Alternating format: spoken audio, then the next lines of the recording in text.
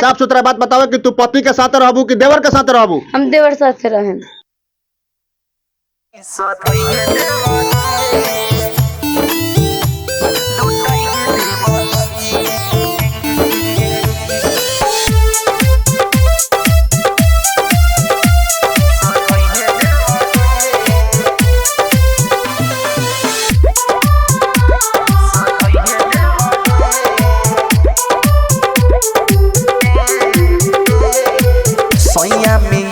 हमरा मिलेला न मजा, रोज रोज दीवारे के धोरीले पाजा।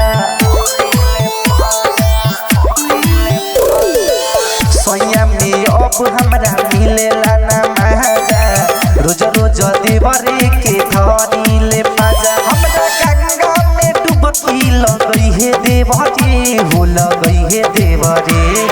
साफ सुथरा बात बताओ कि तू पति के साथ रहबू कि देवर के साथ रहबू? हम देवर साथ रहें। लुटई है देवरी अब खई है देवरी, हमर चढ़ली जवानी सखई है देवरी। लुटई है देवरी अब खई है देवरी, हमर चढ़ली जवानी सखई है देवरी।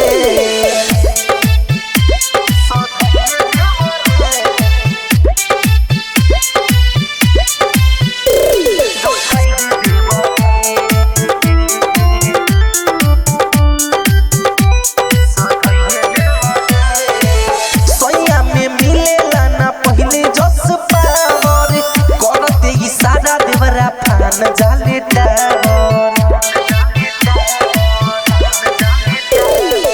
सोया में मिले ना पहले जस पावर, करते इशारा देवरा फान जाले हमरा जरदा के घर दाऊ रही है देवरे, हो रही है देवरे।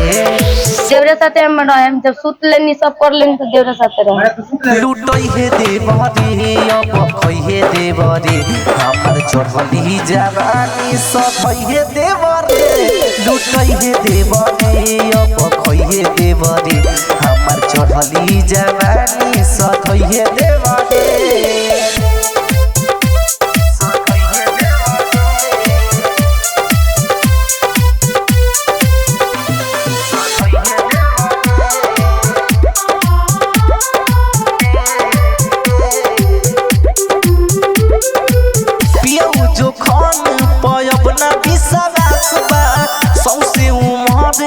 देवरी प्रयास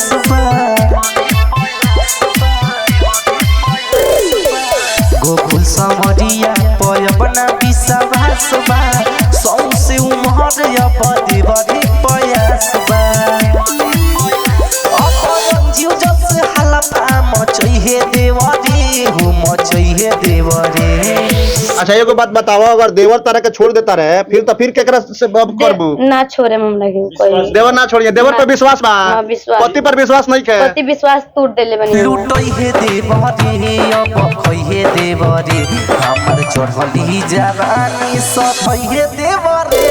लुटई है देवरी अब खई है देवरी, हमर चढ़ली जवानी सखई है देवरी।